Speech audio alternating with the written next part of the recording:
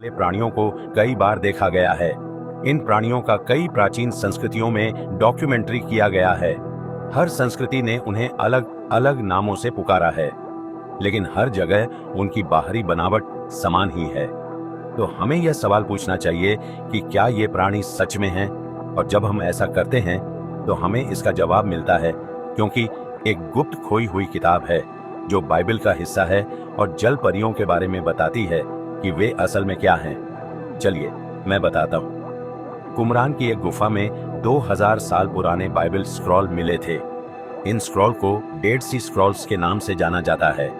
इन प्राचीन स्क्रॉल्स में आज की बाइबल की कई किताबें हैं, जिनमें जेनेसिस और यशायाह का भी उल्लेख है। हालांकि इन किताबों में एक किताब थी जो दशकों तक बाइबल से पूरी तरह छिपाई गई थी। इस किताब को हनोक की किताब के नाम से जाना जाता है। यह किताब उन विषयों को विस्तार से बताती है जिन्हें पवित्र बाइबल में गहराई से नहीं बताया गया है, जैसे कि बाइबल के कुछ प्राचीन प्राणी।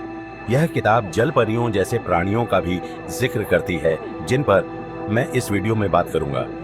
हनोक नूह के परदादा भी थे, तो यह किताब बाइबल का एक महत्वपूर्ण हिस्सा है और वास्तव में बाइबल में यह किताब नहीं है। हनोक की किताब पवित्र बाइबल के कई विषयों पर हमारे सवालों का जवाब देती है। और भले ही एक ईसाई के रूप में आपका मन बाइबल की मौजूदा किताबों को ही सत्य मानने पर अड़ा हो, यह समझें कि हनोक की किताब वही किताबों के साथ पाई गई थी जो वर्तमान बाइबल में हैं, और सत्ता में बैठे लोगों ने इस किताब को बाइबल से बाहर कर दिया। इसका मतलब यह नहीं है कि हनोक की किताब में कोई कमी है, बल्कि यह शायद हमारे सोच से ज्यादा महत्वपूर्ण हो सकती है। अब चलिए देखते हैं कि हनोक की किताब में जल परियों के बारे में क्या कहा गया है। हनोक की किताब में एक रहस्यमयी प्राणियों का समूह है और इन्हीं प्राणियों ने जल परियों के निर्माण की नींव रखी। कहानी एक समूह से शुरू होती है जिन्हें वॉचर्स के नाम से जाना जाता है। ये स्वर्गदूत पृथ्वी पर आए और मानव महिलाओं के साथ संबंध बनाए। इस अपवित्र मिलन का परिणाम बाइबल में जात दानव, जिन्हें नेफिलीम कहते हैं, के रूप में हुआ। अगर आप वॉचर्स के बारे में और जानना चाहते हैं तो मेरा पूरा वीडियो देखें। हालांकि वॉचर्स, नेफिलीम और वे महिलाएं जिन्होंने वॉचर्स से संबंध बनाए, सभी को इस एक पवित्र मिलन की कीमत चुकानी पड़ी। वॉचर्स को एक जगह, जिसे टार्टर्स कहते हैं, में बंद कर दिया गया। नेफिलीम को एक जल प्रलय में नष्ट कर दिया गया और उन महिलाओं को भी श्रापित कर दिया गया कि वे जल परी बन जाए। हनोक 1902 में कहा गया है कि जो स्वर्गदूतों के साथ गईं, वे सिरिन बन जाएंगी। सिरिन का अनुवाद दो अलग अलग प्राणियों के रूप में किया जा सकता है।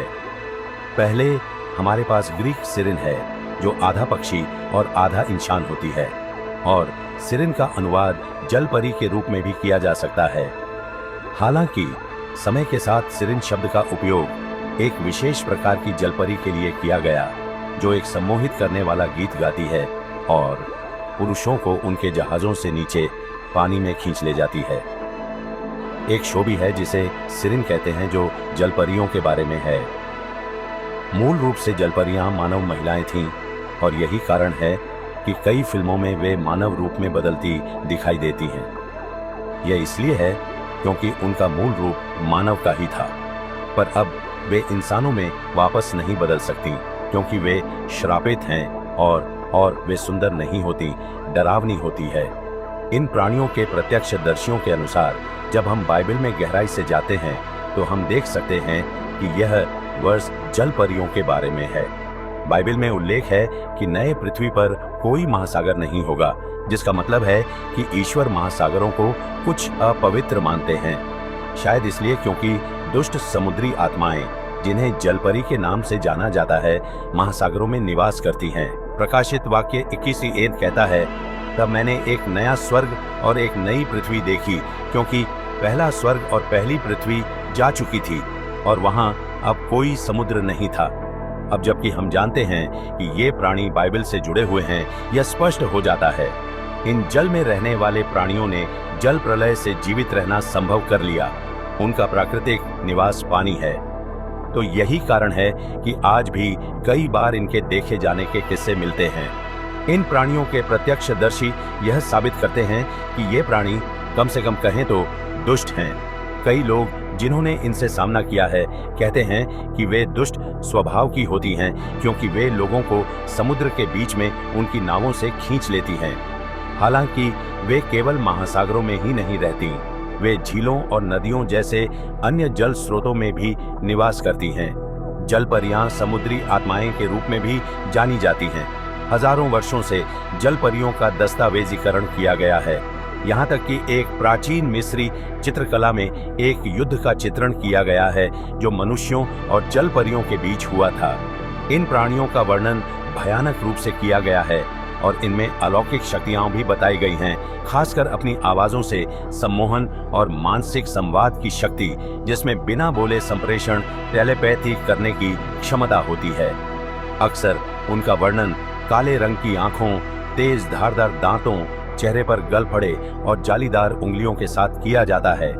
इन प्राणियों ने स्वयं मॉन्स्टर के लोक कथाओं को जन्म दिया है। अब चलिए मेरे कुछ पसंदीदा प्रत्यक्षदर्शी पर नजर डालते हैं। एक महिला का बयान है जो मुझे बहुत रोचक लगता है, जिसने एक जलपरी का सामना किया था।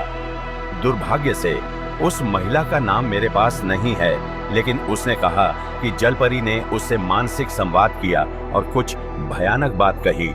एक महिला एक झील में तैर रही थी, जबकि उसका परिवार दूर पर खाना बना रहा था।